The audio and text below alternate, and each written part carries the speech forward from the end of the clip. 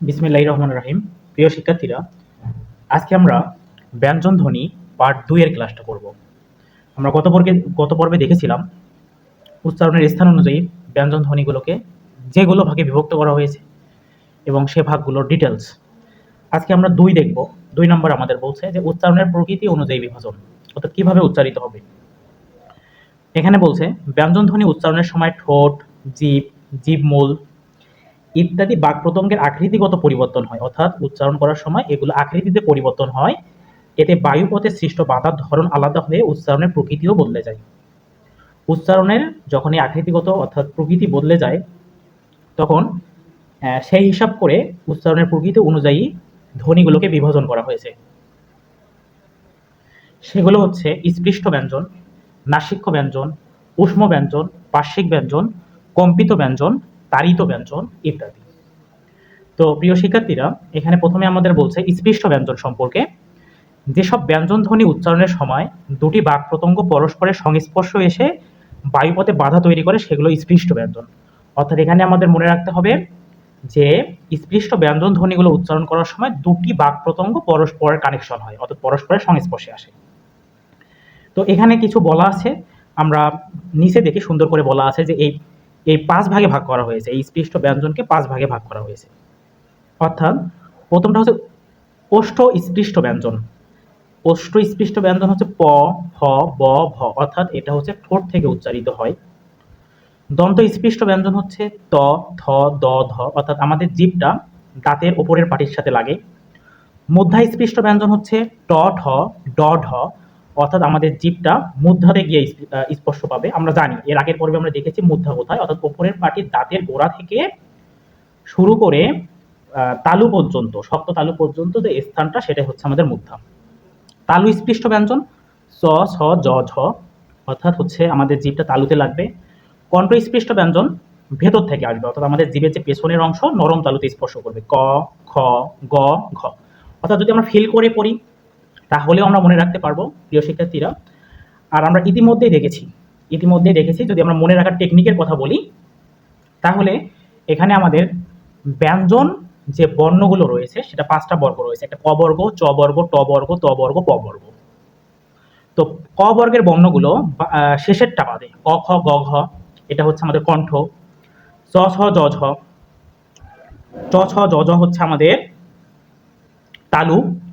তারপর প্রিয় শিক্ষার্থীরা, ট, ঠ, ড, ঢ হচ্ছে আমাদের মূর্ধা। ত, থ, দ, ধ হচ্ছে আমাদের দন্ত। প, ফ, ব, ভ হচ্ছে আমাদের ওষ্ঠ। আশা করি আমরা বুঝতে পেরেছি। তো আমরা বর্গ দিয়েও এটা মনে রাখতে পারবো। আর এখানে একটা ইম্পর্টেন্ট তথ্য হচ্ছে যে স্পৃষ্ট ব্যঞ্জনগুলোকে আরেকটা নাম আছে, স্পর্শ ব্যঞ্জন বলা হয়। তাহলে স্পৃষ্ট ব্যঞ্জনের আরেকটা নাম হচ্ছে স্পর্শ ব্যঞ্জন। প্রিয় শিক্ষার্থীরা, আমরা স্পৃষ্ট ব্যঞ্জন বুঝতে পারলাম। এখন আমরা দেখব নাসিক্য ব্যঞ্জন। নাসিক্য ব্যঞ্জন কথাটার অর্থ হচ্ছে যেসব ব্যঞ্জন ধ্বনি উচ্চারণ করার সময় আমাদের নাক দিয়ে বাতাস বের হবে।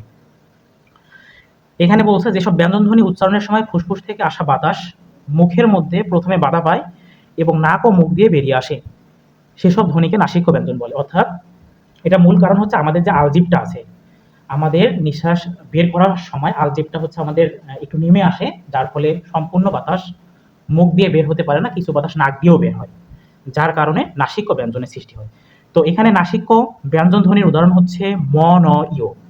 আমরা যদি একটু দেখি, ম, ন, ও হচ্ছে আমাদের নাসিক্য ব্যঞ্জনের উদাহরণ। তো আমরা যদি এখানে একটু দেখি আমাদের ম, ন, ওর অবস্থান কোথায়, এটা হচ্ছে আমাদের ম, এটা হচ্ছে আমাদের ন, এবং এটা হচ্ছে আমাদের ও। তাহলে এই ম, ন, ওর অবস্থান হচ্ছে আমরা দেখতে পাচ্ছি আমাদের যে বর্গগুলো রয়েছে, বর্গগুলোর মোটামুটি শেষ বর্ণটা হচ্ছে আমাদের নাসিক্য বর্ণ। আশা করি আমরা মনে রাখতে পারবো। আর যদি আমরা একটু অনুভব করে পড়ি, ম, ন, ও, অর্থাৎ কিছু বাতাস আমরা মানে বুঝতে পারবো নাক দিয়েও বের হচ্ছে। এখন আমরা প্রিয় শিক্ষার্থীরা দেখব আরেকটা হচ্ছে আমাদের ঊষ্ম ব্যঞ্জন। এখানে বলছে যেসব ব্যঞ্জন ধ্বনি উচ্চারণের সময় দুটি বাক প্রত্যঙ্গ কাছাকাছি এসে নিঃসৃত বায়ুতে ঘর্ষণ সৃষ্টি করে সেগুলোকে ঊষ্ম ব্যঞ্জন বলে। অর্থাৎ ঘর্ষণের সৃষ্টি করবে, যে ব্যঞ্জন ধ্বনি উচ্চারণ করার সময় দুটি বাক প্রত্যঙ্গ কাছাকাছি এসে কিসের সৃষ্টি করবে, যে বায়ুটা বের হবে সেটা ঘর্ষণের সৃষ্টি করবে। আমাদের এখানে 3টা মাত্র ঊষ্ম বর্ণ আছে, আমরা এটা মনে রাখবো। দন্ত স, যেটাকে বলা হয় দন্তমূলীয় স, তালব্য স, যেটা তালু থেকে উচ্চারিত হয়, আর একটা হচ্ছে কণ্ঠনালীয়। এই দন্ত স্বটাকে দন্তমূলীয় কেন বলা হয়? কারণ এটা হচ্ছে আমাদের জিভটা দাঁতের গোড়ায় এসে কানেকশন হয়, সেই জন্য এটা দন্তমূলীয় স, আমরা দন্ত স বলি। তালব্য স হচ্ছে তালুতে গিয়ে স্পর্শ হয় আমাদের জিভটা। আর কণ্ঠনালীও একদম আমাদের যে ভোকাল কর্ড রয়েছে, অর্থাৎ যেখান থেকে আমাদের শব্দ উৎপন্ন হয় সেখান থেকে উচ্চারিত হয়। তো আমরা এখানে মনে রাখবো, আমরা যদি এমনিতেই বলি যে দুই স এবং হ হচ্ছে উষ্ম ব্যঞ্জন, এইভাবে আমরা এটা মনে রাখবো। আর সবচাইতে ইম্পর্টেন্ট তথ্য হচ্ছে এখানে অর্থাৎ দুই স যেটা হচ্ছে দন্ত স, যেটা দন্তমূলীয় স, এবং তালব্য স যেটা তালু থেকে উচ্চারিত হয়, এই দুটা ধ্বনিকে শীষ ধ্বনিও বলা হয়। কারণ দন্ত স এবং তালিব স উচ্চারণের শ্বাস অনেকক্ষণ ধরে রাখা যায়। দন্ত স আমরা অনেকক্ষণ এরকম করে বলতে পারবো, তালিব স যতক্ষণ ইচ্ছা শ্বাস ধরে রাখা যায়। সেই জন্য এই দন্ত স এবং তালিব স বা দন্তমূলীয় স এবং তালিব সকে আমরা শীষ ধ্বনি বলি। প্রিয় শিক্ষার্থীরা, এখন আমরা দেখব হচ্ছে পার্শ্বিক ব্যঞ্জন। পার্শ্বিক ব্যঞ্জন সম্পর্কে এখানে আমাদের বলছে যে ব্যঞ্জন ধ্বনি উচ্চারণের সময় জিভের ডগা দন্তমূল স্পর্শ করবে এবং ফুসফুস থেকে আসা বাতাস জিভের দুই পাশ দিয়ে বের হয়ে যাবে, তাকে পার্শ্বিক ব্যঞ্জন বলে। তো পার্শ্বিক ব্যঞ্জন একটাই, সেটা হচ্ছে আমাদের ল। আমরা যদি ল উচ্চারণ করি তাহলে আমরা দেখতে পাবো আমাদের জিভের ডগাটা দন্তমূল অর্থাৎ দাঁতের গোড়াতে লাগবে বা মাড়িতে লাগবে। কিন্তু দাঁতের গোড়াতে জিভের ডগাটা লাগলেও দুই পাশে ফাঁক হয়ে যাবে এবং বাতাসটা এই দুই পাশে ফাঁক দিয়ে বের হয়ে যাবে। তখন সেই ব্যঞ্জনটাকে আমরা পার্শ্বিক ব্যঞ্জন বলবো, তা পাশ দিয়ে বের হয়ে যাচ্ছে। তো আমাদের একটা পার্শ্বিক ব্যঞ্জন হচ্ছে ল। কারণ ল যখন আমরা উচ্চারণ করি আমাদের জিভের ডগাটা দন্তমূলকে স্পর্শ করতেছে, কিন্তু আমাদের বাতাসটা দুই পাশ দিয়ে বের হয়ে যাচ্ছে। আশা করি আমরা ক্লিয়ার হয়েছি। এখন আমরা দেখব কম্পিত ব্যঞ্জন। যে ধ্বনি উচ্চারণের সময় জিভ একাধিকবার অতি দ্রুত দন্তমূলকে আঘাত করে বায়ুপথে বাধা সৃষ্টি করবে, তাকে কম্পিত ব্যঞ্জন বলে। অর্থাৎ এখানে বলছে জিভ একাধিকবার এবং খুবই দ্রুত, অতি দ্রুত বারবার দন্তমূলকে স্পর্শ করবে বা দন্তমূলের সাথে আঘাত করবে বা দন্তমূলের সাথে কানেকশন হবে। আর আমাদের একটা হচ্ছে কম্পিত ব্যঞ্জনের উদাহরণ হচ্ছে র। আমরা যদি বলি কর, এরকম ভার, হার, সেই জন্য এই যে কম্পন সৃষ্টি হচ্ছে, দন্তমূলকে আমাদের জিভটা একাধিকবার স্পর্শ করতেছে, সেই জন্য আমাদের কম্পিত ব্যঞ্জনের উদাহরণ হচ্ছে র। এখন আমরা দেখব তাড়িত ব্যঞ্জন। যে ধ্বনি উচ্চারণের সময় জিভের সামনের অংশ, এখানে আমি আগেই বলে নিয়েছিলাম যে গত ভিডিওতে, যে সামনের অংশ এবং একদম ডগা এটা কিন্তু একটু আলাদা। সামনের অংশ ডগা সহকারে একটু, এটা হচ্ছে সামনের অংশ। অর্থাৎ যে ধ্বনি উচ্চারণের সময় জিভের সামনের অংশ দন্তমূলের একটু ওপরে অর্থাৎ মধ্যায় টোকা দেওয়ার মতো করে একবার ছুঁয়ে যায়, তাকে তাড়িত ব্যঞ্জন বলে। অর্থাৎ দন্তমূলের ওপরে, আমরা জানি যে ওপরের পাটি যে দাঁত রয়েছে সেই দাঁতের পরে এবং শক্ত তালুর মাঝখানে বা শক্ত তালুর সামনে যে জায়গাটা, সেটা হচ্ছে আমাদের মূর্ধা। তো মূর্ধা এটা টোকা দিয়ে চলে যাবে, সেটাই হচ্ছে আমাদের তাড়িত ব্যঞ্জন, তাড়না করা যেটা। তো টোকা দিয়ে চলে যাবে, যেমন আমরা হচ্ছে দরজায় টোকা দিই তেমন করে দিয়ে চলে যাবে, সেটা হচ্ছে আমাদের ডায়বেনুর র এবং ঢয়শূন্য র। তাহলে ডায়বেনুর র এবং ঢয়শূন্য র আমরা যদি উচ্চারণ করি তাহলে আমাদের জিভটা একবার টোকা দিবে। কোথায় টোকা দিবে? মূর্ধাতে টোকা দিয়ে ঠক করে টোকা দিয়ে চলে যাবে, একটু টোকা দিয়ে চলে যাবে। তাহলে এই দুইটা বর্ণ হচ্ছে আমাদের তাড়িত ব্যঞ্জন। প্রিয় শিক্ষার্থীরা, এখন আমরা দেখব ধ্বনির কম্পন মাত্রা অনুযায়ী বিভাজন। এটা খুবই সহজ এবং আমরা এটা খুব সহজেই বুঝতে পারি যে ব্যঞ্জন ধ্বনি উচ্চারণের সময় স্বরযন্ত্রের ধ্বনিদ্বারে বায়ুর কম্পন কম বেশি হওয়ার উপর ভিত্তি করে, অর্থাৎ বায়ুর কম্পন বেশি হচ্ছে বা বেশি বায়ুটা কাঁপতেছে না কম কাঁপতেছে, এর উপর ভিত্তি করে আমরা দুই ভাগে বিভক্ত করতে পারি এই ব্যঞ্জন ধ্বনিগুলোকে। একটা হচ্ছে আমাদের ঘোষ ব্যঞ্জন, একটা হচ্ছে আমাদের অঘোষ ব্যঞ্জন। তো এখানে ঘোষ ব্যঞ্জনে বলছে যেসব ধ্বনি উচ্চারণের সময় ধ্বনিদ্বারের কম্পন অপেক্ষাকৃত বেশি, অর্থাৎ এখানে কম্পনটা বেশি হবে, অর্থাৎ বেশি ঘর্ষণ কাজ করবে, সেই ধ্বনিকে আমরা বলবো হচ্ছে ঘোষ ধ্বনি। অপেক্ষাকৃত কম্পন বেশি হবে। আমরা যদি বলি ব, আমরা কম্পন তাহলে কিভাবে বুঝতে পারবো? আমাদের যে গলা যে জায়গাটা উঁচু হয়ে আছে সে জায়গাটা যদি আমরা হাত দিয়ে স্পর্শ করি তাহলে আমরা বুঝতে পারবো। ব, ভ, ম, দ, ধ, আমরা দেখতে পাবো যে আমাদের কম্পনটা বেশি হচ্ছে অপেক্ষাকৃত। আর যদি এগুলো আমরা যদি উচ্চারণ করি প, ফ, ত, থ, ওই রকম করে কম্পন হচ্ছে না। সেই জন্য এগুলো হচ্ছে অঘোষ আর এগুলো হচ্ছে ঘোষ। প্রিয় শিক্ষার্থীরা, আমরা গলায় হাত দিয়ে উচ্চারণ করে বুঝতে পারবো, কিন্তু কথা হচ্ছে আমরা মনে রাখবো কিভাবে? মনে রাখার টেকনিকটা কি?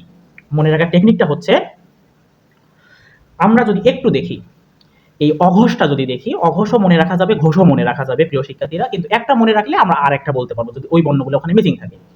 তো আমরা অঘোষের মধ্যে দেখতে পাচ্ছি প, ফ, ত, থ, ট, ঠ এগুলো আছে। তাহলে আমরা যদি এখানে আমাদের যে পাঁচটা বর্গ দেয়া আছে সেই পাঁচটা বর্গ যদি একটু দেখি, তাহলে এই যে প, ফ, ত, থ, ট, ঠ, চ, ছ, ক, খ, অর্থাৎ বর্গের যে প্রথম দুইটা বর্ণ, বর্গের প্রথম দুইটা বর্ণ হচ্ছে অঘোষ ব্যঞ্জন। বর্গের প্রথম দুইটা বর্ণ হচ্ছে কি প্রিয় শিক্ষার্থীরা? অঘোষ ব্যঞ্জন। এবং এখানে বর্গের বাইরে দুইটা ব্যঞ্জন আছে, একটা হচ্ছে দন্ত স বা দন্তমূলীয় স, আর একটা হচ্ছে তালব্য স। তাহলে আমরা সহজেই মনে রাখতে পারবো যে বর্গের প্রথম দুইটা বর্ণ হচ্ছে অঘোষ, আর এখানে শুধু এক্সট্রা হিসেবে থাকবে দন্ত স এবং তালব্য স। আমি এইভাবে মনে রাখতে বলছি না, সবচাইতে ফিল করে মনে রাখাই ভালো, কিন্তু এইভাবেও আমরা মনে রাখতে পারি। একটা মনে রাখলাম, অঘোষকে মনে রাখলাম, তাহলে অঘোষগুলো ছাড়া বাকি যেগুলো আছে সেগুলো ঘোষ।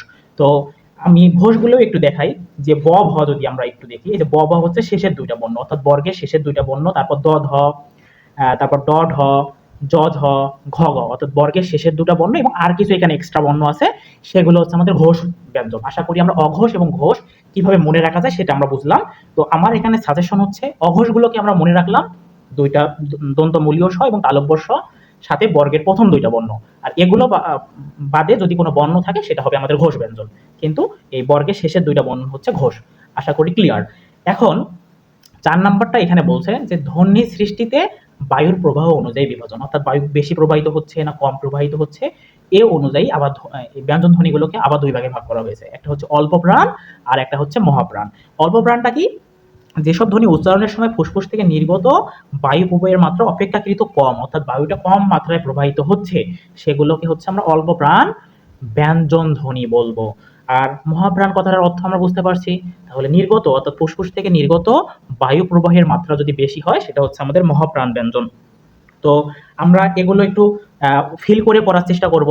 যেমন ব ভ খুব সহজে আমরা উচ্চারণ করতে পারি, ত দ স ট ড, অর্থাৎ বায়ুটা বেশি মাত্রায় প্রবাহিত হচ্ছে না। কিন্তু আমরা যদি বলি ফ ভ থ ধ ঠ ড, তাহলে আমরা দেখতে পাচ্ছি প্রিয় শিক্ষার্থীরা বায়ুটা বেশি পরিমাণে আমরা যদি সামনে আমাদের মুখের সামনে যদি হাত রেখে বর্ণগুলোকে পড়ার চেষ্টা করি, তাহলে আমরা দেখতে পাবো যে ওপরের বর্ণগুলো উচ্চারণ করার সময় নির্গত বায়ু প্রবাহের মাত্রা কম এবং এগুলোতে বেশি, যেমন প।